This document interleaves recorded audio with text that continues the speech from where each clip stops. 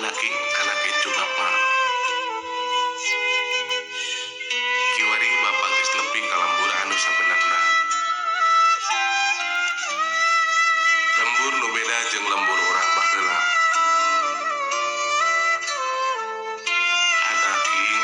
Anak incu Bapak. Mun isuk boh pageto hidup sono hayang papanggih jeung Bapak.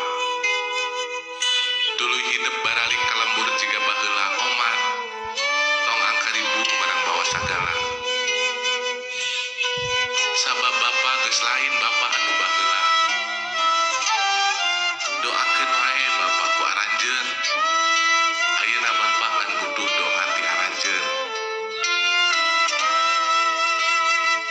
Anaking kemelang Bapak. Mun hidupnya ka Bapak. Teu kudu bingung molang tarima. Tapi cukup bejaan Bapak yang hidup teh geus jadi jalma soleh. Geus jadi hamba Allah anu ahli ibadah. Bari salawasna terus ngadua sangkan aya dina kariduan Allah. Anaking mun hidupnya ka Bapak. Cukup bejaan Bapak. Yen hidupnya ka Bapak akur jeung dulur. Runtut raut sauyunan. Silih hargaan. Silih elingan. Silih tulung. Silih bantu gogonjakan jiga baheula. Anaking pangbejakeun ka anak incu Bapak. Yen Bapak ka hidupnya kulucuna. Nyaah ku belana. Nyaah ku sumangetna. Bejakeun ka keluarga hidup. Bapak geus nepi ka nu dituju. Bapak rek satria nu buat di dieu dihareupeun pantos surga.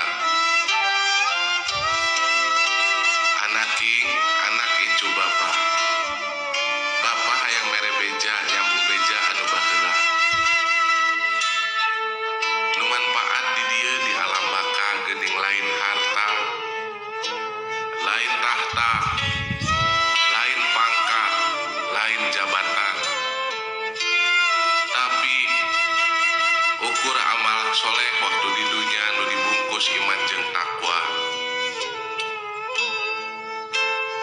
Ayeuna ku Bapak geus karasa. Geus karasa. Karasa endahna salat jeung puasa. Karasa endahna zakat. Karasa endahna mikanyaah fakir miskin. Karasa endahna akur jeung dulur.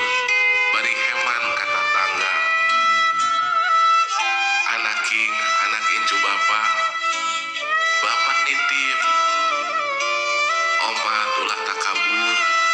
Tapi kudu loba syukur. Ulah sasar. Tapi kudu loba istighfar. Ulah salah. Tapi kudu loba ibadah. Anaking hampura Bapak. Bapak sono keneh aranjeun kabeh meungpeung aya keneh di alam dunia. Omat ulah tinggalin sholat, ngaji Quran, ulah poho ka fakir miskin, nulung kanu butuh, nalang kanu susah. Ulah poho doakeun Bapak tiap bada sholat. Mung sakitu surat ti Bapak.